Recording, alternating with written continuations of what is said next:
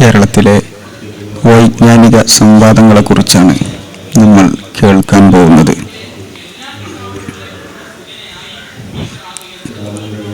കേരളത്തിന് സമ്പന്നമായൊരു വൈജ്ഞാനിക ചരിത്രമുണ്ട്. വൈജ്ഞാനിക കൈമാറ്റത്തിൻ്റെ കൃത്യമായ ഒരു സർക്കുലേറ്ററി സിസ്റ്റമാണ് അത്തരത്തിൽ കേരളത്തെ രൂപപ്പെടുത്തിയെടുത്തത്. അറിവിൻ്റെ സമ്പുഷ്ടിയും അത് കൈമാറ്റം ചെയ്യപ്പെടുന്നിടത്ത് സ്വീകരിച്ച കെമിസ്ട്രിയും അതിൽ വളരെ പ്രധാനമാണ് എന്നതാണ്. നമ്മൾക്കറിയാം, സംവാദങ്ങൾ അല്ലെങ്കിൽ ജ്ഞാനവ്യവഹാരങ്ങൾ അത് കർമ്മശാസ്ത്ര രംഗത്ത്, വിശ്വാസശാസ്ത്ര രംഗത്ത്, മറ്റു അനുബന്ധ വിഷയങ്ങളിലും നിരവധി ചർച്ചകളും സംവാദങ്ങളും കേരളത്തിൻ്റെ ചരിത്രത്തിൽ നമുക്ക് വായിക്കാൻ കഴിയും. അത് പല രൂപത്തിലുള്ള സംവാദങ്ങളുണ്ടാകും. ഗ്രന്ഥരചനയിലൂടെ നടന്ന സംവാദങ്ങളുണ്ട്. സാധാരണ നമ്മൾക്ക് പരിചയമുള്ള മൈക്ക് കെട്ടി, സ്റ്റേജ് കെട്ടി നടന്ന സംവാദങ്ങളുണ്ട്. അല്ലാതെയും വ്യത്യസ്തമായ ശൈലികൾ അതിൽ സ്വീകരിച്ചു വന്നത് കാണാൻ കഴിയും. ഇവിടെയെല്ലാം ഉലമാ ഈ വൈജ്ഞാനിക പ്രസരണ രംഗത്ത് അതിൻ്റെ വ്യവഹാരം നിർവഹിക്കുന്നിടത്ത് സ്വീകരിച്ച പല കാര്യങ്ങളും പുതിയ കാലത്ത് നമ്മൾ വായിക്കേണ്ടതും പകർത്തേണ്ടതുമാണ് എന്ന് സാന്ദർഭികമായി ഓർമ്മപ്പെടുത്തുകയാണ്. നമ്മളുടെ കർമ്മശാസ്ത്ര ധാരകൾ, അതുപോലെ വിശ്വാസശാസ്ത്ര ധാരകൾ രൂപപ്പെട്ടു വരുന്ന പശ്ചാത്തലം നമുക്കറിയാം. മദ്രസത്തുൽ മദീന, മദ്രസത്തുൽ കൂഫ, മദ്രസത്തുൽ മക്ക തുടങ്ങിയ താബിഈങ്ങളുടെ കാലഘട്ടം മുതൽ സ്വഹാബത്തിൻ്റെ പൂർവകാല അഭിപ്രായങ്ങളെ പരിഗണിച്ചുകൊണ്ട് അങ്ങനെ നമ്മളുടെ കർമ്മശാസ്ത്ര ധാരകൾ, സ്കൂൾ ഓഫ് ഫിഖ് രൂപപ്പെട്ടു വന്നതിൻ്റെ ചരിത്രം നമുക്കറിയാം. ഞാൻ ദീർഘിപ്പിച്ചു പറയുന്നില്ല. കേരളത്തിൽ നടന്ന വ്യത്യസ്തമായ വിഷയങ്ങളിൽ വൈവിധ്യമായ ശൈലിയിൽ നടന്ന ഒരുപാട് സംവാദങ്ങളുണ്ട്. ഇൻഷാ അല്ലാഹ് അതിനെക്കുറിച്ച് കൃത്യമായ അറിവും അനുഭവവും ഒരുപോലെ മൂലിച്ച ബഹുമാനപ്പെട്ട ഉസ്താദാണ്, വാസി ബാക്കർ ഉസ്താദാണ് നമ്മോട് കൂടെയുള്ളത്. ഇൻഷാ അല്ലാഹ് ഉസ്താദ് ആരംഭിക്കും. അസ്സലാമു അലൈക്കും വറഹ്മത്തുള്ളാഹി വബറകാതുഹു. മഗ്ഫിറത്തും. ബിസ്മില്ലാഹിർ റഹ്മാനിർ റഹീം. അൽഹംദുലില്ലാഹി റബ്ബിൽ ആലമീൻ. വസ്സലാത്തു വസ്സലാമു അലാ സയ്യിദിൽ അംബിയാഇ വൽ മുർസലീൻ വആലി കുല്ലിൻ വസ്സഹാബത്തി അജ്മഈൻ. അമ്മാ ബഅദു ഫൗസീകും വഇയ്യായ ബിതഖ്വല്ലാഹി റബ്ബിൽ ആലമീൻ. മാന്യ സഹോദരന്മാരെ, അല്ലാഹു ജല്ല ജലാലുഹു നാം ഇവിടെ ഉപയോഗപ്പെടുത്തുന്ന മുഴുവൻ സമയങ്ങളും സ്വാലിഹായ അമലായി നമ്മുടെ വക്കൽ നിന്ന് കബൂൽ ചെയ്ത് അനുഗ്രഹിക്കുമാറാകട്ടെ. കേരളത്തിൽ വൈജ്ഞാനിക സംവാദങ്ങൾ ഒട്ടനവധി നടന്നിട്ടുണ്ട്. ഏകദേശം 1902 മുതൽക്കുള്ള വൈജ്ഞാനിക സംവാദങ്ങളെ സംബന്ധിച്ച് പഠിക്കുമ്പോൾ 30ഓളം സംവാദങ്ങൾ, പ്രസിദ്ധമായ സംവാദങ്ങൾ തന്നെ നടന്നിട്ടുണ്ട്. ഈ സംവാദങ്ങളുടെയൊക്കെ ലക്ഷ്യം ഓരോരുത്തർക്കും മനസ്സിലായത് വിശുദ്ധ ഗ്രന്ഥങ്ങളിൽ നിന്ന് ഓരോരുത്തർക്കും മനസ്സിലായത് അവർ പറയുന്നു എന്നത് മാത്രമാണ്. മറ്റൊരാളെ ഒതുക്കി നിർത്താനോ അല്ലെങ്കിൽ താൻ വലിയ ആളാണെന്ന് വരുത്തി തീർക്കാനോ ആയിരുന്നില്ല എന്ന് ആ സംവാദങ്ങളെ സംബന്ധിച്ച് പഠിക്കുമ്പോൾ നമുക്ക് മനസ്സിലാകും. അതിന് ഏറ്റവും വലിയൊരു ഉദാഹരണമാണ് ബഹുമാനപ്പെട്ട സദഖത്തുൽ മുസ്ലിയാർ, സമസ്ത കേരള ജംഇയ്യത്തുൽ ഉലമായുടെ പ്രസിഡന്റും പിന്നീട് സംസ്ഥാന കേരള ജംഇയ്യത്തുൽ ഉലമയുടെ പ്രസിഡന്റുമായിരുന്ന മഹാനവറുകളുമായി ധാരാളം അഭിപ്രായ വ്യത്യാസങ്ങൾ പല വിഷയത്തിലും ഉണ്ടായിരുന്നു. അങ്ങനെ മഹാനവറുകൾ വഫാത്തിനോടടുത്ത സമയം, സദഖത്തുൽ മുസ്ലിയാർ വഫാത്തിനോടടുത്ത സമയത്ത് അവരുമായി കൊമ്പ് കോർത്തവരിൽ പ്രമുഖരായ കെ വി മുഹമ്മദ് മുസ്ലിയാർ കൂറ്റനാട്, അതേപോലെ കെ അബൂബക്കർ ഹസ്രത്ത് തുടങ്ങിയ ആളുകൾ ഖുർആൻ പരിഭാഷയിൽ അതിശക്തമായ വാദഗതികൾ ഇരുവരും തമ്മിൽ നടത്തിയിട്ടുണ്ട്. കെ വി മുഹമ്മദ് മുസ്ലിയാർ കാഫിറാണ് എന്ന് വരെ ഒരു വേള പറഞ്ഞിട്ടുണ്ട്. അത്രക്കും ശക്തമായ എതിർപ്പുണ്ടായി അങ്ങനെ വഫാത്തിന്റെ സമയത്ത് കെവിയും അതേപോലെ തന്നെ കെ അബൂബക്കർ ഹസ്രത്തും അതേപോലെ മറ്റു ചില പണ്ഡിതന്മാരും കൂടി സദഖത്തുൽ മുസ്ലിയാരുടെ അടുത്ത് ചെന്നിട്ട് നിങ്ങളൊക്കെ പൊരുത്തപ്പെടണം എന്ന് പറഞ്ഞു. നിങ്ങളൊക്കെ പൊരുത്തപ്പെടണം.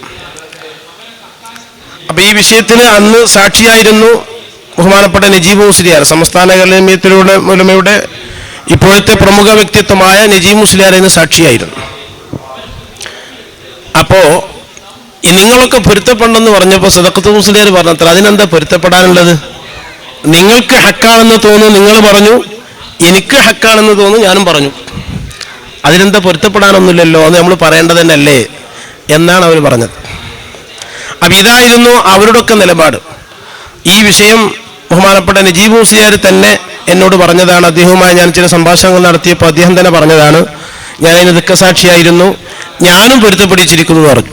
കെ വി വഫാത്താകുമ്പോൾ കെ വി കുറ്റനാൻ്റെ അടുത്ത് എന്നിട്ട് ഞാനും പൊരുത്തപ്പെടിച്ചിട്ടുണ്ട് എന്ന് അദ്ദേഹം പറഞ്ഞു. അപ്പോൾ ഇതിൽ നിന്ന് ഈ സംവാദങ്ങളുടെയൊക്കെ അവരുടെ ലക്ഷ്യം നമുക്ക് മനസ്സിലാക്കാൻ സാധിക്കും. അവരുടെ സംവാദങ്ങളൊക്കെ അങ്ങനെയായിരുന്നു. ഹക്കാണെന്ന് ബോധ്യപ്പെട്ട് കഴിഞ്ഞ് അത് തുറന്നു പറയുക, അതിൽ യാതൊരു മടിയും ഉണ്ടായിരുന്നില്ല.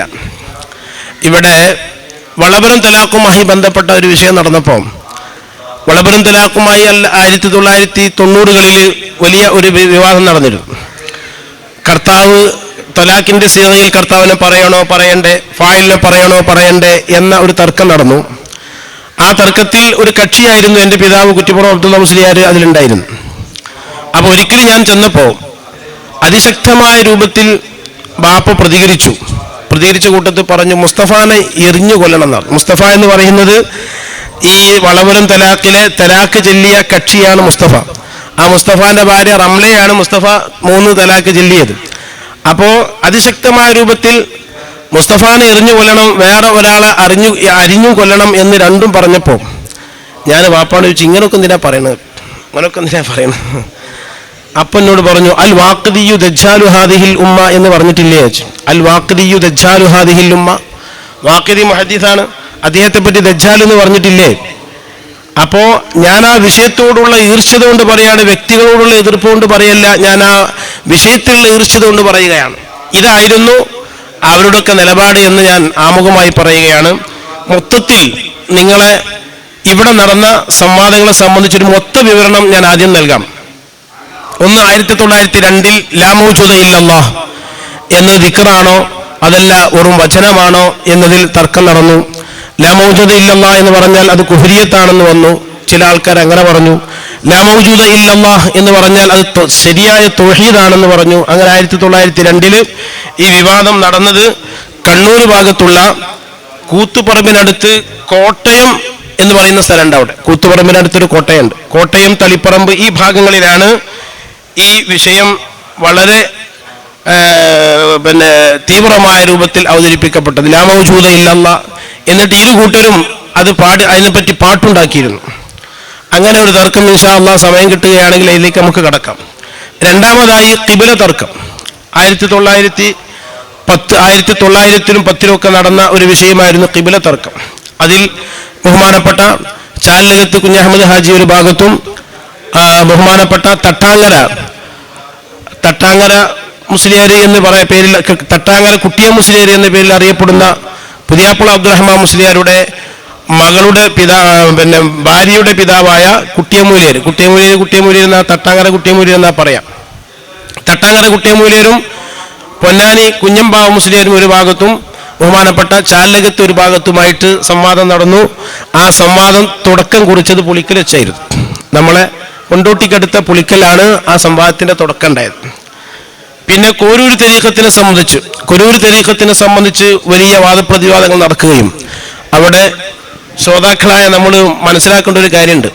കോരൂർ തരീഖത്തിനെ സംബന്ധിച്ച് സംവാദം നടന്നപ്പോൾ അതിൽ ഒരു തീരുമാനം എടുക്കാൻ വേണ്ടി ബഹുമാനപ്പെട്ട പൊന്നാനി ബാബു മുസ്ലിയാർ, പൊന്നാനിയിലെ സ്വദേശിയായ പൊന്നാനി ബാബു മുസ്ലിയാർ അദ്ദേഹത്തിന് കൂട്ടായി കടപ്പുറം ഭാഗത്ത് ഏകദേശം ഏക്കറക്കണക്കിന് ഭൂമി ഉണ്ടായിരുന്നു. ആ ഏക്കറക്കണക്കിന് ഭൂമി അദ്ദേഹം 500 രൂപയ്ക്ക് വിറ്റ് അദ്ദേഹം മക്കയിൽ പോയി അവിടെയുള്ള ഇമാം ബാജൂരി അടക്കമുള്ള ആളുകളിൽ നിന്ന് ഫത്വകൾ ശേഖരിച്ച് മജ്മൂൽ ഫത്താവ എന്ന് പറഞ്ഞിട്ട് ഒരു ഫത്താവന്റെ സമാഹാരം ചാലിയം കുത്തുബാനയിലുണ്ട്. അതിൻ്റെ ഒരു കോപ്പി എൻ്റെ കയ്യിലുണ്ട്. അതിൽ അന്നത്തെ മഹാന്മാരായ ഒരുപാട് ആളുകൾ ആ ആളുകളിൽ നിന്ന് ഫത്വ സമാഹരിച്ചുകൊണ്ട് മഹാനവറുകൾ രേഖപ്പെടുത്തിയതാണ്. ആ ഫത്താവൽ അസ്ഹരിയിൽ അതില്ല. ഫത്താവൽ അസ്ഹരിയില്ല. അത് ഫത്താവൽ അസ്ഹരിയിലുള്ള ഫത്താവ മഹാനായ അഹമ്മദ് ഖായ ശാലിയാത്തി തങ്ങൾ മാത്രം കൊടുത്തതാണ്. ഇത് മഹാന്മാരായ ബാജൂരി അടക്കമുള്ള ഇമാമിങ്ങൾ കൊടുത്ത ഫത്വയാണ്. അപ്പോൾ അത്രയ്ക്കും ഈ വിഷയത്തിൽ ഒരു തെഹക്കീക്ക് കിട്ടണമെന്ന് വിചാരിച്ച് സ്വന്തം സ്വത്തുകൾ വിറ്റ്, അങ്ങനെ പല സംഭവങ്ങളും നമ്മൾ കേരളത്തിൽ ഉണ്ടായിട്ടുണ്ട്. സ്വത്തുകൾ വിറ്റിട്ട് മസ്അല തേടിയിട്ട് മക്കയിൽ പോയി.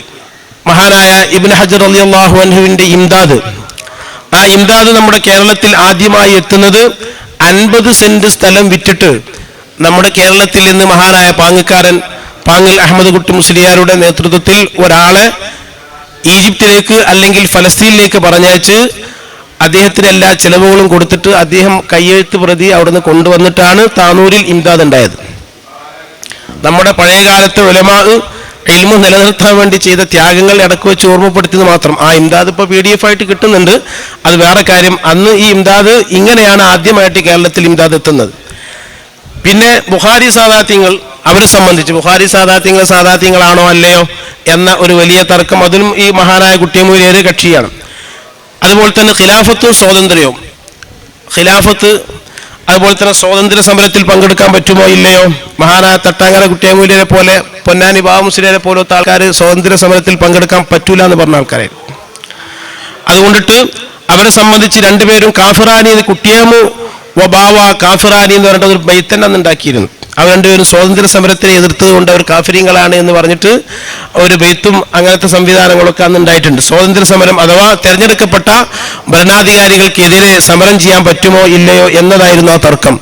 എല്ലാം കൂടി നമുക്ക് പറയാൻ സമയം കിട്ടൂല. മറ്റൊന്ന് കറൻസിയുടെ സക്കാത്ത്, ചോറ്റൂര് തെരീഖത്ത്, അയ്യൂബ് നബി അലൈഹി സ്വലാത്തു വസ്സലാമിന്റെ രോഗം, ഇതൊക്കെ ഇവിടെ വാദപ്രതിവാദത്തിന് വിധേയമായ വിഷയങ്ങളാണ്. പിന്നെ കൊടികുത്തു നേർച്ച, കൊടികുത്തു നേർച്ച എന്നാണ് സാധാരണ നേർച്ച. ആ നേർച്ചയെ സംബന്ധിച്ച് കൊടികുത്തു നേർച്ച എന്നാണ് പറഞ്ഞിരുന്നത്. മയ്യത്തിന്റെ കൂടെ പോകുമ്പോഴുള്ള ദിക്ർ, അതേപോലെ തന്നെ അല്ലാഹു എന്നുള്ളൊരു തർക്കം, അതും നമ്മുടെ നെടിയിരിപ്പിൽ വെച്ചിട്ടാണ്, ഇതിന്റെ അടുത്തുള്ള നെടിയിരിപ്പിൽ വെച്ചിട്ടാണ് മഹാനായ പതി അബ്ദുൽ ഖാദിർ മുസ്ലിയാരും അതേപോലെ തന്നെ ശംസുൽ ഉലമ ഇ കെ ഉസ്താദും തമ്മിൽ അത് സംബന്ധമായി വാദപ്രതിവാദം നടന്നിട്ടുണ്ട്. അതേപോലെ തന്നെ ദഅവത്ത് എത്തിയോ, നബി സല്ലല്ലാഹു അലൈഹി വസല്ലം തങ്ങളുടെ ദഅവത്ത് എല്ലാവർക്കും ബാധിച്ചിട്ടുണ്ടോ ഇല്ലയോ എന്ന ഒരു തർക്കം. അത് സ്വാഭാവികമായിട്ടും നമ്മളൊക്കെ ചർച്ച ചെയ്യുന്നൊരു വിഷയമാണ്, ദഅവത്ത് എത്തിയോ ഇല്ലയോ എന്നൊരു തർക്കം. അതേപോലെ തന്നെ സ്പീക്കർ ഖുതുബ, സ്പീക്കർ നേരത്തെ ബുഖാരി പറഞ്ഞതുപോലെ സ്പീക്കർ ഖുതുബ, മക്കാമുകളിലേക്കുള്ള നേർച്ച, അത് വലിയ തർക്കം നടന്നൊരു വിഷയമാണ്. മക്കാമുകളിലേക്കുള്ള നേർച്ച, മക്കാമുകളിലേക്ക് നേർച്ചയാക്കി കഴിഞ്ഞാൽ ആ മക്കാമിൽ കിടക്കുന്ന ആ വ്യക്തിയുടെ അവകാശികൾക്ക് അത് കിട്ടുമോ, അതല്ല മുസ്ലിമീങ്ങളുടെ പൊതു മസ്ലഹത്തിന് വേണ്ടിയാണോ അത് വിനിയോഗിക്കേണ്ടത് എന്നുള്ളൊരു തർക്കം നമ്മുടെ മമ്പുറത്തിനടുത്തുള്ള അവിടെ പിന്നെ ഒരു മക്കാമുണ്ട്, ശുഹദാക്കളം മുട്ടിയറ മക്കാമുമായി ബന്ധപ്പെട്ടുകൊണ്ട് ഒരു തർക്കം വാദപ്രതിവാദം നടന്നിരുന്നു. മക്കാമുകളിലേക്കുള്ള നേർച്ച അത് അവിടെ കിടക്കുന്ന ആൾക്കാരുടെ അനന്തരാവകാശികൾക്കാണോ കൊടുക്കേണ്ടത്, അതല്ല പൊതു മസ്ലഹത്തിലേക്കാണോ ചെലവഴിക്കേണ്ടത് എന്നത്. അതുപോലെ തന്നെ ഖുർആൻ പരിഭാഷയുമായി ബന്ധപ്പെട്ടുകൊണ്ട് ഖുർആൻ പരിഭാഷപ്പെടുത്താൻ പറ്റുമോ, ഖുർആൻ പരിഭാഷപ്പെടുത്തിയാൽ ഖുർആന്റെ ഇജാസ് നഷ്ടപ്പെട്ടു പോകും, അങ്ങനെ ഖുർആൻ പരിഭാഷപ്പെടുത്തുന്നത് അത് ഹറാമാണ് എന്നൊരു വിഭാഗം ആൾക്കാരുടെ വാദിച്ചിരുന്നു. മറ്റൊന്ന് നൂരിഷാ തരീഖത്തിനെ സംബന്ധിച്ചുള്ള വിവാദം. അതേപോലെ തന്നെ തലാഖ് പിരിച്ചു എന്ന് പറഞ്ഞാൽ തലാഖ് പോകുമോ ഇല്ലയോ, തലാഖിൽ കർത്താവ് ആണോ ഇല്ലയോ എന്നുള്ളത് വേറെ വാദപ്രതിവാദമുണ്ട്. തലാഖ് പിരിച്ചു എന്ന് പറഞ്ഞാൽ, നിന്റെ തലാഖ് ഞാൻ പിരിച്ചു എന്ന് പറഞ്ഞാൽ ആ പിരിച്ചു എന്നത് അതുകൊണ്ടിട്ട് തലാഖ് സംഭവിക്കുമോ ഇല്ലയോ എന്ന ഒരു വലിയ വിവാദം ഇവിടെ നടന്നിട്ടുണ്ട്. ഫതൽതു തലാഖ എന്നാണ് ബഹുമാനപ്പെട്ട ശംസുൽ ഉലമ ഇ കെ ഉസ്താദ് അതിനെ സംബന്ധിച്ച് പറഞ്ഞത്. ഫതൽതു ഞാൻ പിരിച്ചു. ആ ഫതൽതു തലാഖ എന്നുള്ളത് അത് സരീഹു അല്ല കിനായു അല്ല ലഗ്വാണ്. ആ സരീഹു അല്ല കിനായു അല്ല ലഗ്വായതുകൊണ്ട് തലാഖ് പിരിച്ചു എന്ന് പറഞ്ഞാൽ തലാഖ് പോകൂല എന്ന് പറഞ്ഞിട്ടൊരു വലിയൊരു വിവാദം ഇവിടെ നടന്നിട്ടുണ്ട്. അതിൽ ഇപ്പോഴും മറുവിഭാഗം സമസ്തയുടെ ആൾക്കാർ തലാഖ് പിരിച്ചു എന്ന് പറഞ്ഞാൽ തലാഖ് പോകൂല എന്നുള്ള വാദക്കാരാണ്. അപ്പൊ അങ്ങനെ ഒരു തർക്കവും ഇവിടെ നടന്നിട്ടുണ്ട്. അതേപോലെ തന്നെ ബിദ്അത്തുകാരുടെ പേരിലുള്ള മയ്യിത്ത് നിസ്കാരം പറ്റുമോ ഇല്ലയോ, അത് 1989 അന്നത്തെ മന്ത്രിയായിരുന്ന ഔക്കാദുർ കുട്ടിനഹ മരണപ്പെട്ടപ്പോഴാണ് ആ ഒരു വിഷയം വല്ലാതെ കത്തിയാളി ഒരുപാട് ആളുകളെ പിരിച്ചുവിടുകയും മറ്റൊക്കെ ചെയ്ത ആ വിഷയം നടന്നത് 1989 കർത്താവില്ലാത്ത തലാഖ് നമ്മൾ നേരത്തെ പറഞ്ഞല്ലോ. അതേപോലെ തന്നെ ഹിമാർ വിവാദം. ഹിമാർ എന്ന് പറഞ്ഞാൽ തലമറക്കുന്ന വസ്ത്രമാണോ അതല്ല മുഖമറക്കുന്ന വസ്ത്രമാണോ? വസാതിറുർ റഅസി ഹുവൽ ഖിമാറു വസാതിറുൽ വജ്ഹി ഹുവൽ ഹിമാറു. അവിടെ ജാതിയേരി എന്ന് പറയുന്ന വലിയ മഹാപണ്ഡിതനും അതേപോലെ തന്നെ ആയഞ്ചേരി എന്ന് പറയുന്ന മഹാപണ്ഡിതനും ഇവർ രണ്ടുപേരും കൂടി നാദാപുരം ഭാഗത്ത് വെച്ച് നടന്ന ഒരു തർക്കമാണ്. ഹിമാർ എന്ന് പറഞ്ഞാൽ എന്താണ്? മയ്യത്തിന് മുഖമക്കനെ സംബന്ധിച്ച് പറഞ്ഞിട്ടുണ്ട്. അതേപോലെ തന്നെ നമ്മുടെ നിസ്കാരത്തിൽ സ്ത്രീകളുടെ ഔറത്തിലൊക്കെ പറഞ്ഞിട്ടുണ്ട്. ഹിമാർ എന്ന് പറഞ്ഞാൽ എന്താണ്? ആ മുഖമക്കന എന്ന് പറയുന്നതുകൊണ്ട് മുഖം മറക്കുന്ന മക്കനെയാണെന്ന് ജാതിയേരി മഹാനവറുകളും, എന്നാൽ അത് മുഖം മറക്കുന്ന മക്കനല്ല, തല മറക്കുന്ന മക്കനെയാണ്. അതുകൊണ്ട് വസാതിറുർ റഅസി ഹുവൽ ഹിമാറു, തല മറക്കുന്ന സാധനം അത് ഹിമാറാണ്. വസാതിറുൽ വജ്ഹി, മുഖം മറക്കുന്ന സാധനമാണെന്ന് പറയുന്നത് ഹുവൽ ഹിമാറു, ഓൻ ഹിമാറാണ് എന്ന് അന്ന് അങ്ങോട്ടും ഇങ്ങോട്ടും എന്ത് ചെയ്തിരുന്നു? ബെയ്ത്ത് ചൊല്ലിയിരുന്നു. അങ്ങനെ ഒരു വിവാദം നടന്നു. അതുപോലെ തന്നെ കൊണ്ടോട്ടി പൊന്നാനി കൈത്തർക്കം, അത് വളരെ വിശദമായിട്ട് ഞാൻ നേരത്തെ പറഞ്ഞ ഫത്താവയിൽ മഹാനായ ഇമാം ബാജൂരി റളിയല്ലാഹു തആല അൻഹുവിനോട് നേരിട്ട് ചോദിച്ചിരിക്കുന്നു. കൊണ്ടോട്ടി തക്കികത്ത് മറപ്പെട്ട് കിടക്കുന്ന ഇഷ്തിയാഖ്, ആ ഇഷ്തിയാഖും മുഹമ്മദ് ഷായും ഇവരെ സംബന്ധിച്ച് വ്യക്തമായി ഈ ഫത്വയിൽ ചോദിച്ചിട്ടുണ്ട്. അതിന്റെ കോപ്പി എൻ്റെ കയ്യിലുണ്ട്. അവർ ഇന്നതൊക്കെ ചെയ്യുന്നു, അത് അംഗീകരിക്കാൻ പറ്റുമോ, അവരെ പിന്തുടരാൻ പറ്റുമോ എന്ന് മഹാനായ ഇമാം ബാജൂരി തങ്ങളോട് ചോദിക്കുകയും അതിന് ബാജൂരി തങ്ങൾ പറഞ്ഞ മറുപടിയും ഇഷ്തിയാഖിന്റെ പേരും ഇഷ്തിയാഖിന്റെ പൂർവികന്മാരുടെ പേരും അവിടെ മറവിട്ട് കിടക്കുന്ന ഇഷ്തിയാഖിന്റെയും മുഹമ്മദ് ഷാന്റെയും പേര് ഉൾക്കൊള്ളിച്ചുകൊണ്ട് തന്നെ ചോദ്യങ്ങൾ ഉന്നയിച്ചിട്ടുണ്ട്. ആ ഫത്വന്റെ വിലയാണ് ഞാൻ നേരത്തെ പറഞ്ഞത്. ആ ഫത്വന്റെ വില 50 സെന്റ് സ്ഥലം വിറ്റുകൊണ്ട്, 50 അവിടെ ഏക്കറക്കണക്കിന് സെന്റ് സ്ഥലം വിറ്റുകൊണ്ട് പോയി വാങ്ങിച്ചു കൊണ്ടുവന്ന ഫത്വയാണത്. ആ ഫത്വന്റെ കോപ്പി ചാലിയം കുത്തുബ്ഖാനയിൽ നിന്ന് അന്ന് ആ കുത്തുബ്ഖാനന്റെ നാദറാകുന്ന AP അബൂബക്കർ മുസ്ലിയാർ എന്ന് പറയുന്ന ഒരാളുണ്ട്. അദ്ദേഹത്തിൻ്റെ അടുത്ത് ഞാൻ ആ ഫത്വ വാങ്ങിക്കുമ്പോൾ മൂപ്പരിനോട് പറഞ്ഞു, ഈ ഫത്വന്റെ വില എത്രയെന്ന് പറയുന്നത്, ഈ ഫത്വന്റെ വില എത്ര വിലയുള്ള ഫത്വയാണിത് എന്ന് അദ്ദേഹം പറയണ്ടായി. അതുപോലെ തന്നെ ദിക്റിലെ ആട്ടം, ദിക്റ് ചൊല്ലുമ്പോൾ ആടാൻ പറ്റുമോ ആടാൻ പറ്റുകയില്ലോ എന്ന് വലിയ ഒരു വിവാദം ഇവിടെ നടന്നിട്ടുണ്ട്. ബഹുമാനപ്പെട്ട ഷെയ്ഖ് ഹസൻ ഹസരത്ത്, അതേപോലെ തന്നെ പൊന്മള മൊയ്തീൻ മുസ്ലിയാർ ഒരു ഭാഗത്തും മർഹൂം EK ഹസൻ മുസ്ലിയാർ റയീസുൽ മുഹഖിഖീൻ കണ്ണിയത്ത് ഉസ്താദ് മറ്റൊരു ഭാഗത്തുമായിട്ട് പൊന്നാനി ഭാഗത്ത് വലിയൊരു തർക്കം ദിക്റിലെ ആട്ടത്തെ സംബന്ധിച്ച് നടന്നിട്ടുണ്ട്.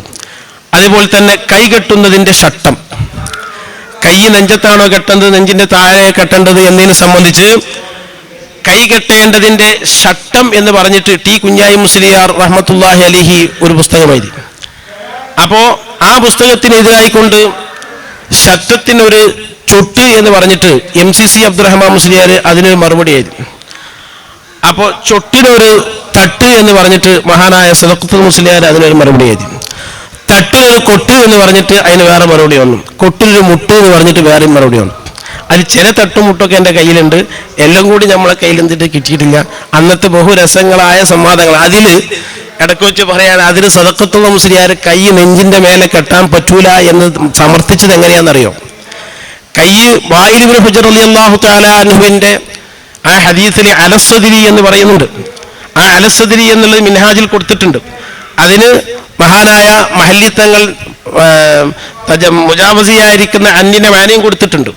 അവിടെ സദഖത്തുൽ മുസ്ലിയാർ സമർത്ഥിച്ചത് അല ഇസ്തിഗ്ലാഇനിക്കാണ്.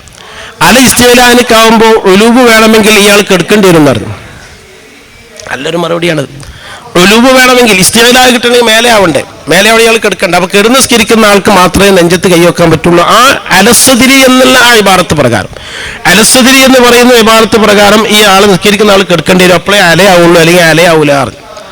അപ്പോൾ അവിടെ അലക്ക് ഇസ്തിഗ്ലാഇന്റെ മേലെ കൊടുക്കാൻ പറ്റൂല, അലക്ക് തജാവസിന്റെ അന്യന്റെ മേലെ കൊടുക്കാൻ പറ്റുള്ളൂ എന്ന് മഹാനായ സദഖത്തുൽ മുസ്ലിയാർ അതിൽ നന്നായിട്ട് സമർത്ഥിച്ചിട്ടുണ്ട്. അതിന്റെ ഒരു കോപ്പി സദഖത്തുൽ മുസ്ലിയാർ തന്നെ എഴുതിയ അതിന്റെ യഥാർത്ഥ കോപ്പി മഹാനായ സദഖത്തുൽ മുസ്ലിയാർ ദർസ് നടത്തിയ തലക്കടത്തൂർ ജുമാഅത്ത് പള്ളിയിൽ സദഖത്തുൽ മുസ്ലിയാരുടെ ഒരു കെട്ട് എന്ന് പറഞ്ഞൊരു കെട്ടുണ്ട്. ആ കെട്ടിൻ്റെ ഉള്ളിൽ ഞാൻ കണ്ടു, ഞാനത് എഴുതിയെടുക്കുകയും ചെയ്തു. ഞാൻ മുത്താലിമായിരുന്നു തലക്കടത്തൂർ. ആ സമയത്ത് ആ ഭാണ്ഡം സദഖത്തുൽ മുസ്ലിയാരുടെ ഭാണ്ഡം ഉണ്ടായിരുന്നു. അതിൽ മീൻചന്ത പ്രമേയം ഉണ്ടായിരുന്നു, ഈ കൊട്ടും തൊട്ടുമുട്ടൊക്കെ അതും അതിലുണ്ടായിരുന്നു. അപ്പം അതിൽ നിന്ന് ഞാൻ എഴുതിയെടുത്തപ്പോൾ ഇത് വലിയ അത്ഭുതമായി തോന്നി. മഹാനവർ സമർത്ഥിച്ചത് ഇങ്ങനെയാണ്, അത് അല എന്നുള്ളത് നെഞ്ചിന്റെ മേലെ എന്ന് നിങ്ങൾ അതിന് അർത്ഥം വെക്കുകയാണെങ്കിൽ സല്ലല്ലാഹു അലൈഹി വസല്ലമ അൽ യദ അല സദിരി എന്നുള്ള ആ ഹദീസിന് അങ്ങനെ അർത്ഥം വെക്കുകയാണെങ്കിൽ ഇയാൾ കെടുക്കേണ്ടി വരും. കിടന്നാലേ അലക്ക് ഇസ്തിലാഹിന്റെ ഫലം വെക്കുള്ളൂ, അപ്പോഴേ ഒലൂബ അവിടെ തസൂറാവുള്ളൂ, അല്ലെങ്കിൽ തസൂറാവില്ല. അതിന് സമർത്ഥിച്ചിട്ടുണ്ട്. അത് നല്ലൊരു പോയിന്റാണ്. അപ്പൊ അങ്ങനെ ഒരു വിഷയം ഇവിടെ നടന്നിട്ട്, മറ്റൊന്ന് തറപ്രസംഗത്തെ സംബന്ധിച്ച് അതൊക്കെ നമുക്കൊക്കെ അറിയുന്ന സംവാദങ്ങളാണ് തറപ്രസംഗത്തെ സംബന്ധിച്ച്. അതേപോലെ തന്നെ മാസപ്പിറവിയെ സംബന്ധിച്ച്, മാസപ്പിറവി അത് വലിയ വിവാദങ്ങളൊക്കെ ഉണ്ടായ ഒരു വിഷയം തന്നെയാണ് മാസപ്പിറവി. അതേപോലെ തന്നെ സൊഫ് വിവാദം, സൊഫ് കെട്ടുമ്പോൾ ആ സൊഫ് കെട്ടുന്നത് പള്ളിന്റെ അകത്തപ്പള്ളി, ആ അകത്തപ്പള്ളിയോട് വലതുഭാഗത്തും ഇടതുഭാഗത്തും ചേർന്നിട്ട് സ്ഥലമുണ്ടെങ്കിൽ പള്ളിയായിട്ട് വഖഫ് ചെയ്യപ്പെടട്ടെ, വഖഫ് ചെയ്യപ്പെടാതിരിക്കട്ടെ, വലതുവശത്തും ഇടതുവശത്തും ചേർന്ന് സ്ഥലമുണ്ടെങ്കിൽ ഒന്നാമത്തെ സൊഫ് വലതുവശത്തേക്കും ഇടതുവശത്തേക്കും നീങ്ങുമോ, അതല്ല ഒന്നാമത്തെ സൊഫ് അത് ആ അകത്തപ്പള്ളിയിൽ ഒതുങ്ങുമോ എന്ന ഒരു തർക്കം ഇവിടെ പഴയ കാലത്തുണ്ടായിരുന്നു. അതേപോലെ തന്നെ ഖാലി തർക്കം, എങ്ങനെ അതിന്റെ തീർപ്പ് ചെയ്ത് അങ്ങനെ തന്നെ കിടക്കുകയാണ്. കുല്ലും മുഹ്തമിൽ അതിന് തീർപ്പില്ലല്ലോ, കുല്ലും മുഹ്തമിൽ തീർപ്പില്ലല്ലോ. അത് നിർമ്മരുതൂർ വീരാൻകുട്ടി മുസ്ലിയാർ മഹാനവറുകളുടെ വാദപ്രകാരം സഫ് നീണ്ടുപോകുന്നതാണ്. നിർമ്മരുതൂർ വീരാൻകുട്ടി മുസ്ലിയാർ പഴയകാല സംസ്ഥയിലെ മുഷാവറ മെമ്പറായിരുന്നു. അവ സഫ് നീളണം. ഒന്നാം സഫ് ആവണമെങ്കിൽ 2 വശത്തും പൂർത്തിയാക്കണം. ആ 2 വശത്തും പൂർത്തിയാക്കിയിട്ടേ പിന്നെ തുടങ്ങാൻ പറ്റുള്ളൂ. അതിന് മിസാലാണ് ഇപ്പൊ കക്കാട് ജുമാഅത്ത് പള്ളിയിൽ അങ്ങനെ ഉണ്ട്. കക്കാട് ജുമാഅത്ത് പള്ളിയിൽ, മലപ്പുറം ജില്ലയിലെ കക്കാട് ജുമാഅത്ത് പള്ളിയിൽ പോയി കഴിഞ്ഞാൽ ഒന്നാമത്തെ സഫ് ആ അകത്ത പള്ളി കഴിഞ്ഞിട്ട് പിന്നെ വലതുവശത്തും ഇടതുവശത്തും പൂർത്തിയായിട്ട് 2ാം സഫ് തുടങ്ങുള്ളൂ. അതിന് മിസാലാണ് അവിടെ അത് കാണാം. അത് രണ്ടും വലതുവശത്തും ഇടതുവശത്തുള്ള പഴയകാലത്തെ ചെരുപ്പ മസ്ജിദാണ്. അപ്പോൾ അവിടെ മസ്ജിദാണ്. അങ്ങനെ ചെമ്മാട് ജുമാഅത്ത് പള്ളി, ടൗൺ ജുമാഅത്ത് പള്ളിയിൽ പൊന്മുള ഉസ്താദ് ദർസ് നടത്തിയ പള്ളിയിലും പിൽക്കാലത്ത് അങ്ങനെ എന്ത് ചെയ്ത് വന്നിട്ടുണ്ട്. അത് നമ്മളിപ്പോൾ കുല്ലും മുഹ്തമിൽ എന്ന് പറഞ്ഞിട്ടാണ് ഉള്ളത്. മഹാനായ കോട്ടുമൽ ഉസ്താദ് പറഞ്ഞത് ആ അകത്തപ്പള്ളിയിൽ മാത്രമാണ് കുറച്ച് ആൾക്കാരുണ്ടെങ്കിൽ സഫ് കെട്ടേണ്ടത് അകത്തപ്പള്ളിയിൽ മാത്രമാണെന്നാണ്. അതിന് നിറമരുത് വീരാൻകുട്ടി ഉസ്താദ് പറഞ്ഞത് അങ്ങനെ ഒരു മുഅയ്യനായ ഹദ്, ഒരു അതിർത്തി നിർണ്ണയിക്കേണ്ടത് സെഹറായിലാണ്.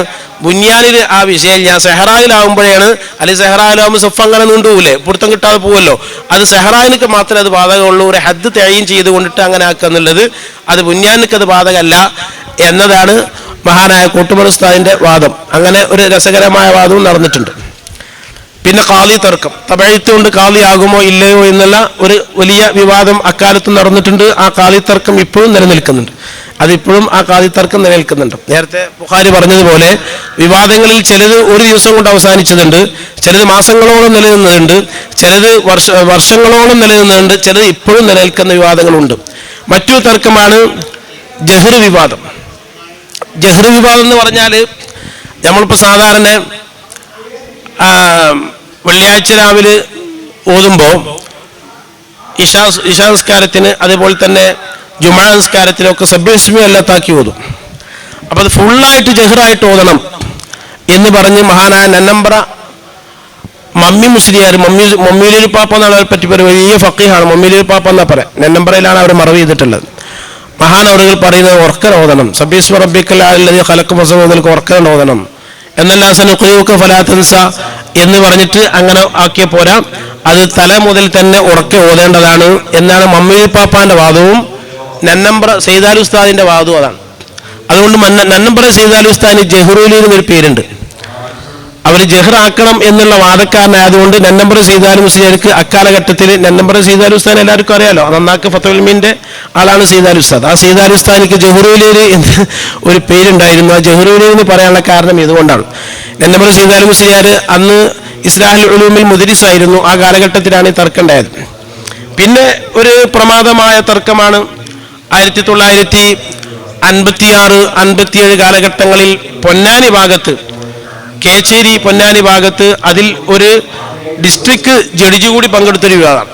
ആ വിവാദമായിരുന്നു നബി സല്ലല്ലാഹു അലൈഹി വസല്ലം തങ്ങൾക്ക് പിന്നിലേക്ക് കാണുന്നത്, പിന്നിൽ നബി സല്ലല്ലാഹു അലൈഹി വസല്ലം തങ്ങൾക്ക് സൂചിയുടെ ഓട്ട പോലെ, സൂചിയുടെ പാലം പോലെ 2 സാധനങ്ങൾ സല്ലല്ലാഹു അലൈഹി വസല്ലം തങ്ങളുടെ ഖൽഫിലുണ്ട്. അതിലൂടെയാണ് സ്വല്ലല്ലാഹു അലൈഹി വസല്ലം തങ്ങൾ പിന്നിലേക്ക് കാണുന്നത് എന്ന് അക്കാലഘട്ടത്തിൽ കോയസം മൂല്യർ എന്ന് പറഞ്ഞൊരു മൂല്യർ വാദിക്കുകയും അതിനെ മൊയ്തീൻകുട്ടി മുസ്ലിയാർ എന്ന് പറഞ്ഞ് മറ്റൊരു മുസ്ലിയാർ അതിനെ എതിർക്കുകയും ചെയ്തിട്ട് അത് സംബന്ധമായ ലഘുലേഖ ഒരു വാൾ പോസ്റ്റിന്റെ മായത്ത് വലിയൊരു ലഘുലേഖ ആ ലഘുലേഖന്റെ കയ്യിലുണ്ട്. അത് കണ്ടാൽ തന്നെ പേടിച്ചു പോകും. വാൾ പോസ്റ്റിന്റെ മാതിരി വലിയൊരു ലഘുലേഖ അന്ന് പ്രസ്തമാക്കിയിരുന്നു. അതിലൊക്കെ നല്ല രസമുള്ള തെളിവുകൾ, അങ്ങനെ എന്തെങ്കിലുമല്ല, വളരെ വളരെ കിതാബുകൾ ഉദ്ധരിച്ചുകൊണ്ട് തന്നെ അതിൽ തെളിവുകളൊക്കെ നിരത്തുകയും ചെയ്തിട്ടുണ്ട്. ഇത് മൊത്തത്തിലുള്ള സംവാദങ്ങളെ പറ്റിയുള്ള ഒരു വിവരമാണ്. അവസാനം പറഞ്ഞ സല്ലല്ലാഹു അലൈഹി വസല്ലം തങ്ങളുടെ ഖൽഫിൽ സല്ലല്ലാഹു അലൈഹി വസല്ലം തങ്ങൾക്ക് 2 കണ്ണുണ്ട് എന്ന് പറഞ്ഞതിനെ സംബന്ധിച്ച് അതിനെ എതിർത്ത് കൊണ്ടിട്ടുള്ള ആ ലഘുലേഖകൾ ഞാൻ പറഞ്ഞ വാൾപോസ്റ്റുമാരുണ്ട് എന്ന് പറഞ്ഞ്, ഇതിൻ്റെ ഒറിജിനൽ കോപ്പി എൻ്റെ കയ്യിലുണ്ട്. ഞാൻ അതിൻ്റെ ഫോട്ടോ കോപ്പി, അത് ഒറിജിനൽ കോപ്പി അത് പൊടിഞ്ഞിക്കണം, അപ്പോൾ അത് കൊണ്ടുവരാൻ സാധിക്കില്ല. അത് 2 വശത്തുണ്ട്, വായിക്കാൻ തന്നെ 10 മിനിറ്റ് വേണം. അപ്പം അതിൽ ഈ സംവാദം നടക്കുന്നത് 18/11/56 18/11/56 ഈ സംഭവം നടക്കുന്നത്. അത് കേച്ചേരിയിൽ വെച്ച് തൃശൂർ ഡിസ്ട്രിക്ട് മജിസ്ട്രേറ്റ് ആയിരുന്ന ജനാബ് PA മുഹിയുദ്ദീൻ സാഹിബിന്റെ അധ്യക്ഷതയിൽ ചേർന്ന ഒരു നിബിധന യോഗത്തിൽ കോയസം മുസ്ലിയാർ എന്ന് പറയുന്ന ഒരു മുസ്ലിയാർ പ്രസംഗിച്ചതാണ്. അദ്ദേഹം പ്രസംഗിക്കുമ്പോൾ പറഞ്ഞു, നബി സല്ലല്ലാഹു അലൈഹി വസല്ലം തങ്ങൾക്ക് പിന്നിലേക്ക് കാണാൻ കഴിയുന്നത് ഇങ്ങനെ സൂചിയുടെ ഓട്ട പോലത്തെ 2 സാധനങ്ങൾ സല്ലല്ലാഹു അലൈഹി വസല്ലം തങ്ങളുടെ ഖൽഫിലുണ്ട്, അതിലൂടെയാണ് കാണാൻ കഴിയുന്നത് എന്ന് ഈ കോയസം മുസ്ലിയാർ പ്രസംഗിച്ച അവസരത്തിൽ ഈ ജില്ലാ ജഡ്ജി എഴുന്നേറ്റെന്ന് ചോദിച്ചു, അതിന് തെളിവുണ്ടോ എന്ന് അപ്പം തന്നെ ചോദിച്ചു. ജഡ്ജി എഴുന്നേറ്റ് തെളിവുണ്ടോ, ജഡ്ജി അല്ലേ. അപ്പോൾ കോയസം മുസ്ലിയാർ പറഞ്ഞു, തെളിവുണ്ട്, എനിക്കിപ്പോൾ ഓർമ്മയില്ല എന്ന് പറഞ്ഞു. അക്കതിൽ എഴുതിയിട്ടുണ്ട്. അപ്പോൾ ജഡ്ജി പറഞ്ഞു, ഓർമ്മയില്ലാത്തത് പറയണ്ടെന്ന് പറഞ്ഞു. ഓർമ്മയില്ലാത്തൊന്നും പറയേണ്ട, ഓർമ്മയുള്ളത് പറഞ്ഞാൽ മതി. പിന്നെ ഈ വിഷയം വല്ലാതെ ആളിക്കത്തി. അദ്ദേഹം വീണ്ടും ഇത് ആവർത്തിച്ചു. അങ്ങനെ ആവർത്തിച്ചപ്പോൾ അതിനെതിരെ പൊന്നാനിക്കാരനായ അബ്ദുള്ള മുസ്ലിയാർ എന്ന് പറയുന്ന ആള് എഴുതിയതാണിത്. അപ്പൊ ഇതിന്റെ തഹ്ഖീഖായ വശം ഇതിൽ സമർത്ഥിച്ചിട്ടുണ്ട്. സ്വല്ലല്ലാഹു അലൈഹി വസല്ലം തങ്ങൾക്ക് പിന്നിലേക്ക് കാണാൻ പറ്റുമെന്നത് സഹീഹായ ഹദീസുകൊണ്ട്, സഹീഹുൽ ബുഖാരിന്റെ ഹദീസുകൊണ്ട് സ്ഥിരപ്പെട്ടതാണ്. അതിൽ ഖിലാഫ് കൈഫിയത്തിലാണ്, എങ്ങനെ എന്നുള്ളതാണ്. അപ്പൊ ശമായിൽ തുർമുദി ഓതുന്ന അവസരത്തിൽ ബഹുമാനപ്പെട്ട റയീസുൽ ഉലമ സുലൈമാൻ ഉസ്താദിനോട് ഞാൻ ചോദിച്ചു, സ്വല്ലല്ലാഹു അലൈഹി വസല്ലം തങ്ങൾക്ക് ഖാത്തിമുൻ നബുവത്ത് ഉണ്ടല്ലോ, ആ ഖാത്തിമുൻ നബുവത്ത് പ്രസവിക്കപ്പെടുന്ന അവസരത്തിൽ തന്നെ ഉണ്ടായതാണോ, അതിൽ പിന്നീട് വെക്കപ്പെട്ടതാണോ? അപ്പോൾ പ്രസവിക്കപ്പെട്ട അവസരത്തിൽ ഖാത്തിമുൻ നബുവത്ത് ഉണ്ടായിരുന്നില്ലെന്നും പിന്നീട് ആ ഖാത്തിമുൻ നബുവത്ത് സ്വല്ലല്ലാഹു അലൈഹി വസല്ലം തങ്ങൾക്ക് ഫിറ്റ് ചെയ്യപ്പെട്ടതാണെന്നും മങ്കൂസ് മൗലിദ് ഉണ്ട് എന്ന് സുലൈമാൻ ഉസ്താദ്. അത് ശരിയാണ്, മങ്കൂസ് മൗലിദിന് അങ്ങനെ തന്നെയുള്ളത്. മങ്കൂസ് മൗലിദ് ഉണ്ട് പറഞ്ഞപ്പോൾ ഇനി ഒന്നും പറയാൻ കഴിയില്ലല്ലോ. മങ്കൂസ് മൗലിദ് തവാത്തുർ കൊണ്ട് സുബൂത്തായ ഒരു മൗലൂദല്ലേ, അപ്പൊ അതിലുണ്ട്. അത് അന്വേഷിച്ചു നോക്കുമ്പോൾ അങ്ങനെ തന്നെയാണ് മനസ്സിലാകുന്നത്. ശമായിൽ തുർമുദിന്റെ വിവിധ ഹാഷിയകൾ, അതേപോലെ തന്നെ മറ്റ് ഗ്രന്ഥങ്ങളൊക്കെ പരിശോധിച്ച് നോക്കുമ്പോൾ സ്വല്ലല്ലാഹു അലൈഹി വസല്ലം തങ്ങൾക്ക് പിന്നീടാണ് ആ ഖാത്തിമുൻ നബുവത്ത് ഫിറ്റ് ചെയ്യപ്പെട്ടത്. പിന്നീട് എപ്പോഴും എന്നതിൽ തർക്കങ്ങളുണ്ട്. അതിൽ പ്രബലമായ അഭിപ്രായം ഷഖ്ഖു സദ്ർ നടന്നപ്പോൾ, ഷഖ്ഖു സദ്ർ എന്ന് പറഞ്ഞാൽ മതിയല്ലോ, തിരിയല്ലോ. ഷഖ്ഖു സദ്ർ നടന്നപ്പോൾ, ഷഖ്ഖു സദ്ർ 4 വട്ടം നടന്നല്ലോ. ആ ഷഖ്ഖു സദ്ർ 4 വട്ടം നടന്നപ്പോൾ അതിൽ അവ്വൽ മറ, ആ അവ്വൽ മറയിൽ ഖിദ്ദാമിലെ അഥവാ സ്വല്ലല്ലാഹു അലൈഹി വസല്ലം തങ്ങളുടെ മുൻവശത്ത് ഷഖ് ചെയ്തതുപോലെ തന്നെ പിൻവശത്തും ഷഖ് ചെയ്തു. അങ്ങനെ പിൻവശത്തും ഷഖ് ചെയ്തിട്ടാണ് ആ ഖാത്തിമുൻ നബുവത്ത് അത് ഒരു സിറ് പോലെ ഒരു കുടുക്കിന്റെ വലുപ്പത്തിൽ, ഉസ്താദ് പറഞ്ഞത് ഒരു കാടമുട്ടന്റെ വലുപ്പത്തിൽ എന്നാണ് റയീസുൽ എന്ന് പറഞ്ഞത്. ഒരു കാടമുട്ടന്റെ വലുപ്പത്തിൽ അതുണ്ടായിരുന്നു. അതിന് ഹയാത്ത് ഉണ്ടായിരുന്നു, അതിന് അനക്കമുണ്ടായിരുന്നു. അതിന്റെ ചുറ്റുഭാഗത്തും ചെറിയ മുള്ളാണി പോലത്തതായ രോമങ്ങളെ പോലത്തത് കൊണ്ട് അത് ഫിറ്റ് ചെയ്യപ്പെട്ടിരുന്നു എന്നും ഉസ്താദ് പറഞ്ഞു. അത് ഹദീസുകളിൽ നിന്ന് മനസ്സിലാകുന്നുണ്ട്. അപ്പൊ ആ ഖാത്തിമുൻ നബുവത്ത് കൊണ്ടിട്ട് അതിലൂടെയാണോ സ്വല്ലല്ലാഹു അലൈഹി വസല്ലം തങ്ങൾ ഖൽഫിലേക്ക് കാണുന്നത്, പിന്നിലേക്ക് കാണുന്നത്? അതല്ല, ഈ സാധാരണയുള്ള 2 ഐന് കൊണ്ട് തന്നെയാണോ കാണുന്നത് എന്ന് ചോദിച്ചപ്പോൾ കണ്ണുകൊണ്ട് തന്നെയാണ് കാണുന്നത് എന്നാണ് ഉസ്താദ് പറഞ്ഞത്. ഖാത്തിമുൻ നബുവത്ത് കൊണ്ടിട്ടല്ല. ഹദീസുകളിൽ നിന്നിട്ടും ഹവാശികളിൽ നിന്നിട്ടും വ്യക്തമാകുന്നതും അങ്ങനെ തന്നെയാണ്. പക്ഷേ അവിടെ ചില ഉലമാക്കൾ, ചില പണ്ഡിതന്മാർ പറഞ്ഞിട്ടുണ്ട്, സ്വല്ലല്ലാഹു അലൈഹി വസല്ലം തങ്ങൾക്ക് കണ്ണുകൊണ്ടല്ല കാണുന്നത്, ഖൽഫിലേക്ക് കാണാൻ അപ്പോഴൊരു ഒരു ഖുവ്വത്ത് കൊടുക്കുകയാണ്, അപ്പൊരു കഴിവ് കൊടുക്കുകയാണ്, ഖൽഫിലേക്ക് കാണാൻ അപ്പൊരു കഴിവ് കൊടുക്കുകയാണ് എന്ന് പറഞ്ഞ ഒരു പറ്റം പണ്ഡിതന്മാരുണ്ട്. മറ്റൊരു പറ്റം പണ്ഡിതന്മാർ പറയുന്നത് ഈ മുന്നിൽക്ക് കാണുന്ന ഇതേ കണ്ണിന് തന്നെയാണ് സ്വല്ലല്ലാഹു അലൈഹി വസല്ലം തങ്ങൾക്ക് പിന്നിലേക്കും കാണാനുള്ള കഴിവ്. മുന്നിൽ കാണുന്ന അതേ കണ്ണ് തന്നെ, ആ കണ്ണുകൊണ്ട് തന്നെയാണ് സല്ലല്ലാഹു അലൈഹി വസല്ലം തങ്ങൾ പിന്നിലേക്കും കാണുന്നത്, നോക്കുന്നത് എന്ന് പറഞ്ഞ പണ്ഡിതന്മാരുണ്ട്. ഈ രണ്ട് അഭിപ്രായമാണ് അഹ്ലുസുന്നയിൽ അംഗീകരിക്കപ്പെട്ട അഭിപ്രായം. നേരെ മറിച്ച് അദ്ദേഹം പറഞ്ഞ കോയസം മുസ്ലിം പറഞ്ഞ ആ അഭിപ്രായം അത് ഖവാരിജിയത്തിന്റെ അഭിപ്രായമാണ്. ഖവാരിജിയത്തിന്റെ അഭിപ്രായമാണ് എന്ന് ചില പണ്ഡിതന്മാർ അത് വ്യക്തമായി പറഞ്ഞിട്ടുണ്ട്. അത് അഹ്ലുസുന്നയുടെ അഭിപ്രായമല്ല, അത് ഖവാരിജിയത്തിന്റെ അഭിപ്രായമാണ്. അഹ്ലുസുന്നക്ക് ഈ രണ്ടാമത് അഭിപ്രായമാണുള്ളത്. ഈ രൂപത്തിലാണ് അത് സംബന്ധമായിട്ട് പിന്നെ അത് പര്യവസാനിച്ചത്. ആ ഒരു വിഷയം ഇപ്പോഴും ചില ആൾക്കാർ ഉന്നയിക്കാറുണ്ട്. ഖാത്തിബുൽ രൂപത്തിലൂടെയാണ് സല്ലല്ലാഹു അലൈഹി വസല്ലം തങ്ങൾ പിന്നിലേക്ക് കാണുന്നത് എന്ന് ചില ആൾക്കാർ പറയാറുണ്ട്. അതല്ല അതിന്റെ ശരി. ഒന്നിരിക്കൽ ഞാൻ നേരത്തെ പറഞ്ഞ രണ്ടാമത് അഭിപ്രായം അവിടെ മനസ്സിലാക്കേണ്ടതാണ്. ഇനി ലാ മൗജൂദ ഇല്ലല്ലാഹ് എന്ന് പറയുന്നത് ലാഹിർ പ്രകാരം കുഫറല്ലേ? കാരണം ഖാരിജിൽ അള്ളാഹ്ക്ക് മാത്രമേ വജൂദുള്ളൂ എന്ന് പറയുകയാണെങ്കിൽ, ഖാരിജിൽ അള്ളാഹ്ക്ക് മാത്രമേ വജൂദുള്ളൂ എന്ന് പറയുകയാണെങ്കിൽ നബി സല്ലല്ലാഹു അലൈഹി വസല്ലം തങ്ങൾ അടക്കമുള്ള പ്രവാചകന്മാർക്കൊന്നും വജൂദില്ല എന്ന് വരും. അതേപോലെ തന്നെ വിശുദ്ധ ഖുർആൻ അടക്കമുള്ള ഇവിടെ ഹഖായിഖ്, ആ വസ്തുക്കളൊന്നും ഇല്ലാതെ ഒരു ഹഖായിഖുല്ലശിയായി സാബിത്തത്തുന്നല്ലേ നമ്മുടെ ശറഹുൽ അഖായിദുൻ നസ്ബിന്റെ ആദ്യത്തെ വിഷയം തന്നെ അങ്ങനെയുള്ളൂ. അപ്പൊ അതുകൊണ്ട് ലാ മൗജൂദ ഇല്ലല്ലാഹ് എന്നതിന്റെ ലാഹിർ കുഫ്രിയത്താണ്. തന്നെയുമല്ല അള്ളാഹു ഉണ്ടെന്ന് ഇസ്ബാത്ത് ചെയ്യുന്നത് തന്നെ ഈ മൗജൂദാത്ത് കൊണ്ടാണ്. അള്ളാഹു അഖായിദുകൾ, നമ്മുടെ വിശ്വാസപരമായ കാര്യങ്ങൾ അക്കലുകൊണ്ട് സുബൂത്താകുന്നുണ്ട്, നക്കലുകൊണ്ട് സുബൂത്താകുന്നുണ്ട്. അള്ളാഹുവിന്റെ വുജൂദ്, അള്ളാഹുവിന്റെ ഉണ്മ, അള്ളാഹുവിന്റെ ഏകത്വം. അപ്പൊ വുജൂദ് അതുപോലെ തന്നെ വഹദാനിയത്ത്, ഇത് രണ്ടും അക്കലുകൊണ്ട് സുബൂത്താവാനേ പറ്റൂ. അത് നക്കലുകൊണ്ട് സുബൂത്താൽ അവിടെ ദൗറ് വരും. അത് നമുക്ക് അറിയുന്ന കാര്യമാണ്. അപ്പൊ നക്കലുകൊണ്ട് അള്ളാഹിന്റെ വുജൂദും അള്ളാഹുവിന്റെ വഹദാനിയത്തും അത് അക്കലുകൊണ്ട് സുബൂത്താകണം. അപ്പൊ ആ അക്കലുകൊണ്ട് സുബൂത്താക്കാനുള്ള അതില്ലത്തുകളിൽപ്പെട്ട ഒരു ദലീലാണ് ഈ കാണുന്ന മൗജൂദാത്തുകൾ. ഈ കാണുന്ന മൗജൂദാത്തുകളെ കൊണ്ട് അള്ളാഹുവിന്റെ വജൂദിനെ നമ്മൾ സുബൂത്താക്കുമ്പോൾ ഇവിടെ അള്ളാഹ്ക്ക് മാത്രമേ വജൂദുള്ളൂ എന്ന് പറഞ്ഞാൽ പിന്നെ അള്ളാഹുവിനെ സുബൂത്താക്കാൻ കഴിയോ? അപ്പൊ ലാ മൗജൂദ ഇല്ലല്ലാഹ് എന്നതിന്റെ ലാഹിർ പ്രകാരം അത് കുഫ്രിയത്താണ്, അത് ചെല്ലാൻ പാടില്ല, അത് ഹറാമാണ് എന്ന് ധാരാളം പണ്ഡിതന്മാർ അക്കാലഘട്ടത്തിൽ പറയുകയും കുറുപ്പത്ത് ഉമർ മുസ്ലിയാർ എന്ന് പറയുന്ന ഒരാൾ, കുറുപ്പത്ത് ഉമർ മുസ്ലിയാർ എന്ന് പറയുന്ന ആള് ഞാൻ നേരത്തെ പറഞ്ഞല്ലോ കണ്ണൂർ ജില്ലയിലെ കൂത്തുപറമ്പ്, ആ കൂത്തുപറമ്പിന്റെ ആ ഭാഗത്താണ് കോട്ടയം എന്ന് പറയുന്ന സ്ഥലമുള്ളത്. അവിടെയൊക്കെയാണ് ഈ തർക്കങ്ങൾ നടന്നത്. അപ്പോൾ കുറുപ്പത്ത് ഉമർ മുസ്ലിയാർ എന്ന് പറയുന്ന ആള് ഇത് ഹറാമാണെന്ന് ഫത്വ കൊടുത്തു. ലാ മൗജൂദ ഇല്ലല്ലാഹ് എന്ന് പറയുന്നത് ഹറാമാണ്, അത് തൗഹീദിന് വിരുദ്ധമാണ് എന്ന് അദ്ദേഹം ഫത്വ കൊടുത്തു. എന്നിട്ട് ലാ മൗജൂദ ഇല്ലല്ലാഹ് എന്നെനിക്ക് റദ്ദു ലാ മൗജൂദ ഇല്ലല്ലാഹ് എന്ന് പറഞ്ഞിട്ട് ഒരു പാട്ടും അദ്ദേഹം ഉണ്ടാക്കി. റദ്ദു ലാ മൗജൂദ ഇല്ലല്ലാഹ് എന്ന് പറഞ്ഞിട്ട് റദ്ദ് ചെയ്തുകൊണ്ടൊരു പാട്ടുണ്ടാക്കി. എന്നാൽ ഇവിടെ മുഹക്കിക്കീങ്ങളായ പണ്ഡിതന്മാർ, അന്നുള്ള മഹാന്മാരായ ആൾക്കാർ ഇതിനെ സംബന്ധിച്ച്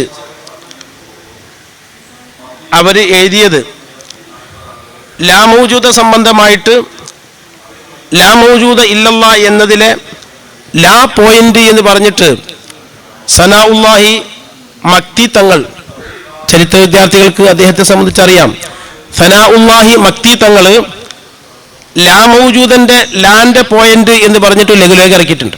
ലാ മൗജൂദിലെ ലാന്റെ പോയിന്റ് എന്ന് പറഞ്ഞിട്ട് ലഘുലേഖ.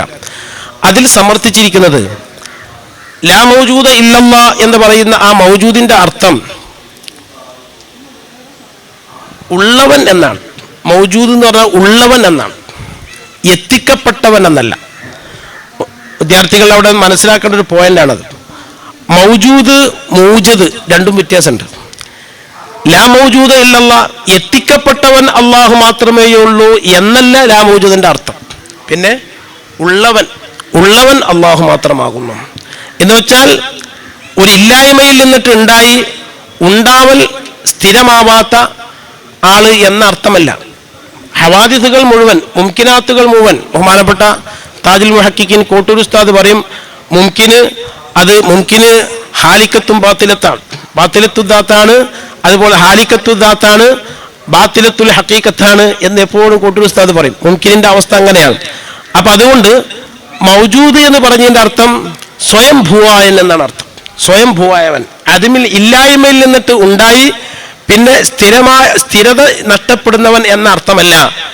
ഇല്ലായ്മയിൽ നിന്നിട്ട് ഉണ്ടാവാതെ സ്വയം ഭൂവാവുകയും എന്നെന്നും ഉള്ളവൻ എന്നുള്ള അർത്ഥം, ഉള്ളവൻ എന്നുള്ള അർത്ഥമാണ് മൗജൂദിനുള്ളത്.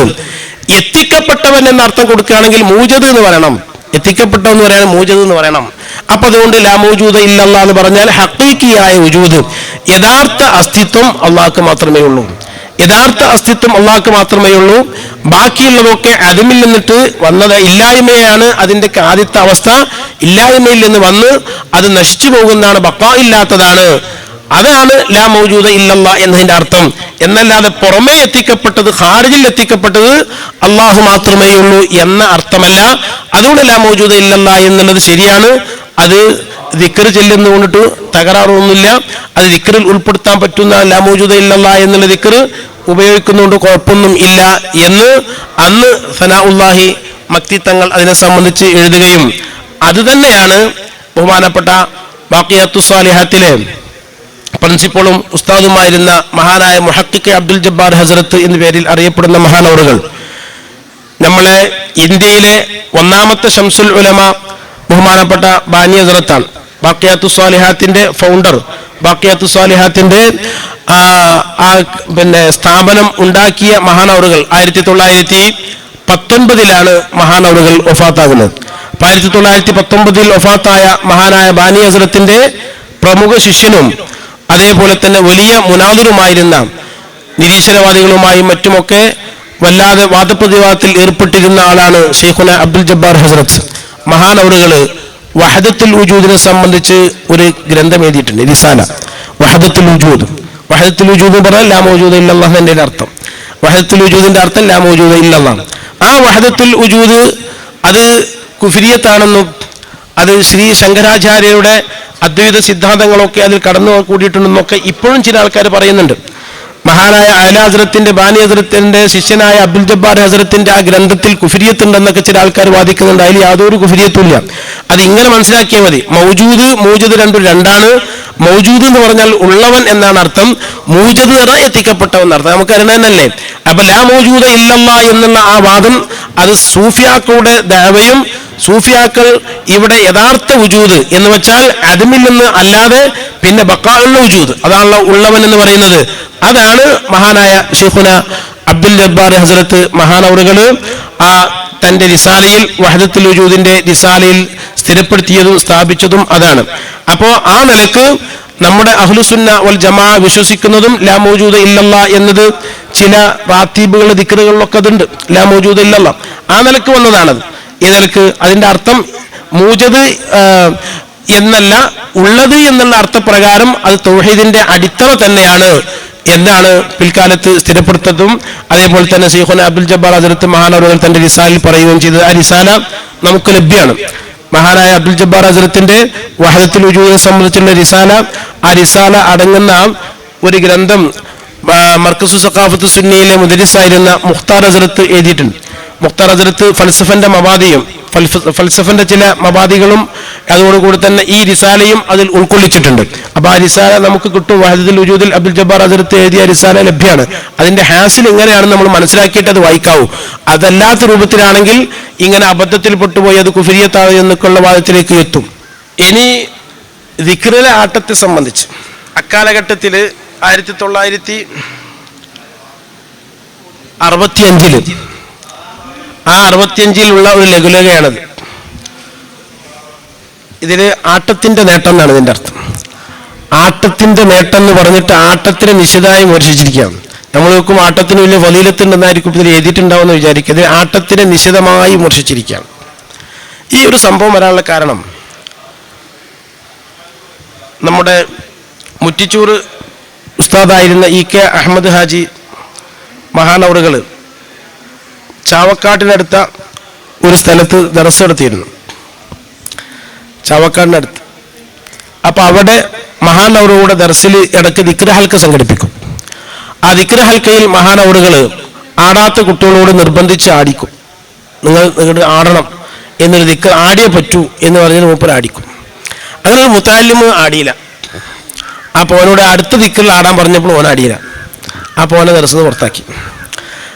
പുറത്താക്കിയപ്പോൾ ഈ കുട്ടി നേരെ ആ ചാവക്കാടിന്റെ അടുത്ത് തന്നെയുള്ള എടക്കഴിയൂരില് അറിയപ്പെടുന്ന മുദരിസായിരുന്നു TC മുഹമ്മദ് മുസ്ലിയാർ എന്ന് പറഞ്ഞിട്ട്, അദ്ദേഹത്തെ പറ്റി ഇസ്മി TC എന്ന് പിൽക്കാലത്ത് പറഞ്ഞിരുന്നു. ഇസ്മി TC എന്ന് അദ്ദേഹത്തെ പറ്റി പറഞ്ഞിരുന്നു. അപ്പൊ അദ്ദേഹത്തിന്റെ ദർസിൽ വന്നപ്പോൾ ഈ കുട്ടിനെ അദ്ദേഹം ദർസിലെടുത്തു.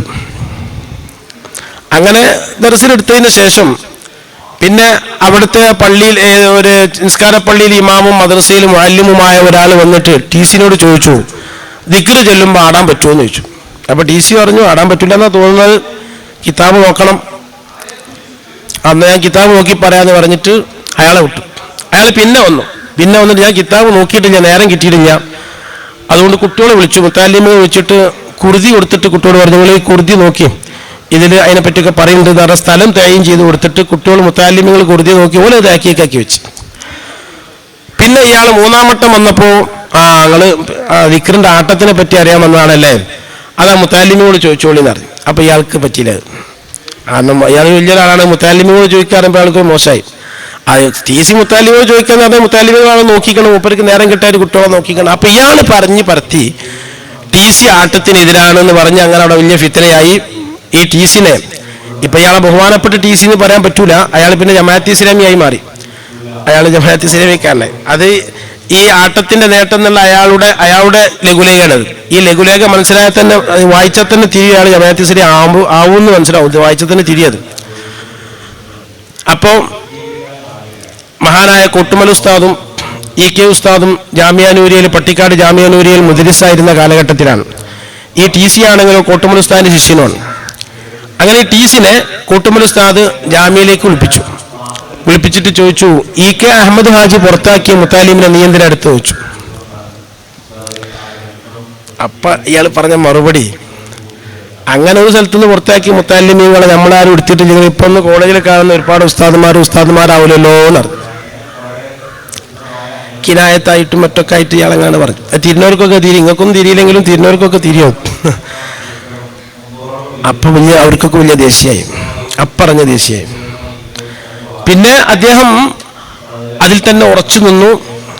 അങ്ങനെ ഉറച്ചു നിന്ന് ബഹുമാനപ്പെട്ട ശംസുൽ ഉലമ EK ഉസ്താദും മറ്റുമൊക്കെ ദിക്ർ ചൊല്ലുമ്പോൾ ആടാം എന്നുള്ള അവസ്ഥയിലേക്ക് എത്തി.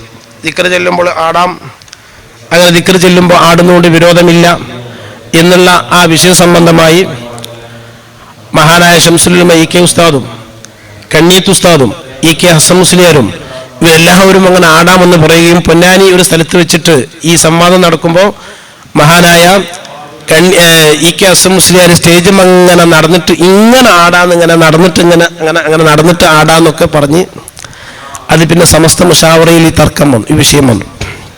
സമസ്ത മുഷാവറയിൽ തർക്കം വന്നപ്പോൾ മുഷാവറ തീരുമാനിച്ചത്, അതിൻ്റെ ഡേറ്റൊക്കെ ഇതിലുണ്ട്, മുഷാവറിൻ്റെ ഡേറ്റും മറ്റൊക്കെ, അത് BKF-ൽ അവിടെയുണ്ട്. എന്നതിൻ്റെ ഡേറ്റ് എന്നായിരുന്നു?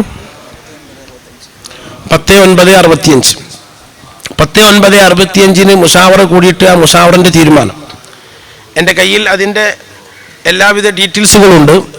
അതിൽ കിതാബുകൾ ആടുന്നത് നല്ലതല്ല എന്ന് സമർത്ഥിച്ചുകൊണ്ട് ധാരാളം കിതാബുകൾ, ഫത്താവൽ കുബ്ര വാള്യം 4 പേജ് 356, കഫർ പേജ് 45, 49, 59, 60, അതേപോലെ തന്നെ സവാജിർ 2-ാം വാള്യം 180, ഫത്താവൽ കുർദി പേജ് 251, ഹാഷിയത്തുൽ അസ്ന വാള്യം 4 പേജ് 345, മിർഖാത്ത് മിഷ്കാത്തിന്റെ ഷറഹാരിക്കുന്ന മിർഖാത്ത് വാള്യം 1 പേജ് 98, ഇതിലൊക്കെ തന്നെ ആടുന്നത് നല്ലതല്ല എന്നാണ് സമർത്ഥിക്കപ്പെട്ടിട്ടുള്ളത്. അപ്പോൾ സമസ്തയുടെ പ്രമേയം അങ്ങനെ തന്നെ, എങ്ങനെ ഉണ്ടാക്കി ആടുന്നത് നല്ലതല്ല. അങ്ങനെ ദിക്ർ ചൊല്ലുമ്പോൾ പ്രകൃതിപരമായിട്ട് ആട്ടം വന്നാൽ അങ്ങനെ തന്നെയല്ലേ? നിങ്ങളത് വായിച്ചാണ്. ചില സന്ദർഭങ്ങളിൽ അഥവാ ദിക്ർ ചൊല്ലുമ്പോൾ സ്വാഭാവികമായി ചില ആട്ടങ്ങളും മറ്റും സംഭവിക്കുന്നതാണ്. അങ്ങനെ സംഭവിക്കുന്നതിന് പ്രശ്നമില്ല. അപ്പോൾ സ്വാഭാവികമായി നടക്കുന്ന ആട്ടങ്ങൾ പ്രശ്നമില്ല എന്നതാണ് സമസ്ത കേരള ജംഇയ്യത്തുൽ ഉലമ അത് സംബന്ധമായിട്ട് 965 ഫത്വ അങ്ങനെയാണ്. അതോടുകൂടെ ആ വിഷയം അവിടെ അവസാനിപ്പിച്ചു. ആ വിഷയം അവിടെ അവസാനിക്കുകയാണ് ഉണ്ടായത്. പിൽക്കാലത്ത് ഈയിടെ ആയിക്കൊണ്ട് അതൊരു തർക്കങ്ങളൊക്കെ ആയിട്ട് ഇങ്ങനെ ഒരു 5-6 കൊല്ലം മുമ്പ് ആ തർക്കങ്ങളൊക്കെ നടന്നിരുന്നു. അത് പിന്നെ അങ്ങനെ അത് ക്ലച്ച് പിടിച്ചിട്ടില്ലാതെ മാത്രം, അതിലേക്കാരും ഇറങ്ങാത്തത് കൊണ്ടും മറ്റും ക്ലച്ച് പിടിച്ചിട്ടില്ലാതെ മാത്രം. അപ്പോൾ സ്വാഭാവികമായിട്ടുണ്ടാകുന്ന അഥവാ ഇൻഫിആലിയായതെന്ന് അർത്ഥം, കസ്തി അല്ലാത്ത ഇൻഫിആലിയായതായ ഒന്ന്, അത് മനുഷ്യന്റെ പിടുത്തത്തിൽപ്പെട്ടതല്ലല്ലോ. അതാണ് സ്വല്ലല്ലാഹു അലൈഹി വസല്ലം മാത്രം കൂടെ സഹാബത്ത് ദിക്റിന്റെ മജ്ലിസിൽ കാറ്റത്തിട്ടുള്ള ഈന്തപ്പനകളെ അതിങ്ങനെ ആടുന്നത് പോലെ ആടിയിരുന്നു എന്നൊക്കെ പറയുന്നത് ഖസ്തിയല്ലാത്ത ഇഖ്തിയാരി അല്ലാത്തതായ ആട്ടങ്ങളെ സംബന്ധിച്ചാണ്. അത്തരം ആട്ടങ്ങൾ ആകാം എന്നാണ് സമസ്ത കേരള ജംഇയ്യത്തുൽ ഉലമ 1965 അത് സംബന്ധമായി പറഞ്ഞിട്ടുള്ളത്. അപ്പോൾ ആ വിഷയം അവിടെ നമുക്ക് അവസാനിപ്പിക്കാം. പിന്നീട് ഇവിടെ അക്കാലഘട്ടത്തിൽ നടന്ന നമ്മുടെ അടുത്ത് തന്നെ അഥവാ നെടിയിരിപ്പിൽ നിന്ന് തന്നെ ആരംഭിച്ച ഒരു വാദമാണ് ലാമിനെ തഫ്ഖീമാക്കാൻ പറ്റുമോ തഫ്ഖീമാക്കാൻ പറ്റുകയില്ലയോ എന്നത്. അത് വലിയ ഒരു സംവാദമാവുകയും ആ സംവാദത്തെ സംബന്ധിച്ച് അക്കാലഘട്ടത്തിലെ ചില മാസികകൾ തന്നെ 1958 ഡിസംബർ മാസം 20-ാം തീയതിയിലെ ആ സംഭവത്തെ സംബന്ധിച്ച് അന്നത്തെ ഒരു പത്രം, ആ പത്രം ഇസ്ലാമിലെ ലാമുവാദം എന്ന് പറഞ്ഞിട്ട് ഒന്ന് പ്രസിദ്ധീകരിച്ചിരുന്നു. 1958 ഇസ്ലാമിലെ ലാമുവാദം. അല്ലാഹ് എന്നേ പറയാൻ പറ്റുള്ളൂ, അള്ളാഹ് എന്ന് പറയാൻ പറ്റൂല എന്ന് പതി അബ്ദുൽ ഖാദർ മുസ്ലിയാർ. അല്ലാഹ് എന്ന് പറയുന്ന അതിന് പതി അബ്ദുൽ ഖാദർ മുസ്ലിയാരുടെ സമർത്ഥനം ലാമാണ്.